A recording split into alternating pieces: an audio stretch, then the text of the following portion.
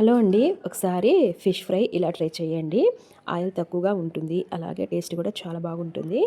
ఎక్కువగా ఆయిల్ పట్టకుండా ఇలా తవా ఫ్రై అయితే చేశాను. పెద్ద చేపలే కాదు, చిన్న చేపలు కూడా ఇలా ఫ్రై చేయొచ్చు. టేస్ట్‌కి సరిపడంత సాల్ట్ వేసుకోవాలి. 2 స్పూన్లు కారం వేయాలి. అర టీ స్పూన్ పసుపు, అర teaspoon garam masala, 1 teaspoon అల్లం వెల్లుల్లి పేస్ట్ వేసి బాగా కలుపుకోవాలి. మసాలా గట్టిగా ఉంటే కొన్ని వాటర్ అయినా వేసి కలుపుకోవచ్చు. ఇలా కలిపిన తర్వాత అయితే ఫస్ట్ చేపలకైతే ఇలా ఘాట్లయితే పెట్టాలండి. ఎందుకంటే మసాలా బాగా పడుతుంది కాబట్టి ఘాట్లయితే పెట్టుకొని మసాలా అంతా చేపలకి పట్టేటట్టు కలుపుకోవాలి. మసాలాలన్నీ బాగా పట్టేటట్టు అయితే కలపాలండి. పెద్ద చేపల కన్నా చిన్న చేపలే టేస్ట్ బాగుంటాయి. అలాగే ఇలా ఫ్రై చేసి చూడండి. ఆయిల్ కూడా చాలా తక్కువగా పడుతుంది. టేస్ట్ కూడా సూపర్‌గా ఉంటుంది.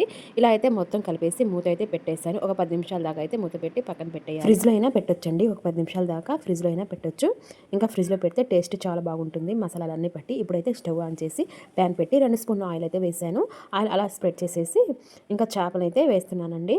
చూసారు కదా! పెద్ద చేపలే కాదండి, చిన్న చేపలు కూడా ఇలా టేస్టీగా ఫ్రై చేసుకోవచ్చు. ఫస్ట్ ఇంట్రెస్ట్ ఉండాలండి. కుక్ చేయాలి అంటే మనకి ఇంట్రెస్ట్ ఉండాలి.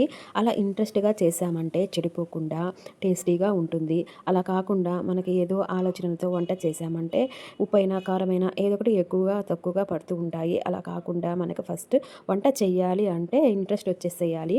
నాకైతే చాలా ఇష్టం అండి వంట చేయాలి అంటే. చూసారు కదా చేప ఎలా ఫ్రై అయిందో. ఆయిల్ కూడా చాలా తక్కువగా పడుతుందండి. ఇలా అటు ఇటు తిప్పుకుంటూ ఫ్రై చేయాలి. చూడండి ఎలా ఫ్రై అయిందో. అన్నీ ఇలా ఫ్రై చేసేసానండి. ఆయిల్ కూడా చాలా తక్కువగా అయితే పట్టింది. చూడండి ఎలా ఫ్రై అయిందో. చూసారు కదా! చిన్న చేపలైనా కూడా ఇలా ఫ్రై చేసుకొని టేస్టీగా తినొచ్చు. పెద్దవే కాకుండా ఇలాంటివి కూడా ట్రై చేయండి ఒకసారి.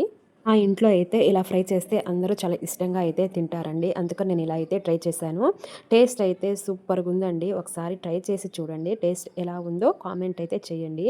వీడియో నచ్చింది అనుకుంటున్నాను. నచ్చితే ప్లీజ్ లైక్ చేయండి, షేర్ చేయండి, అలాగే కామెంట్ చేయండి. సబ్స్క్రైబ్ చేసుకొని కొంచెం సపోర్ట్ అయితే చేయండి.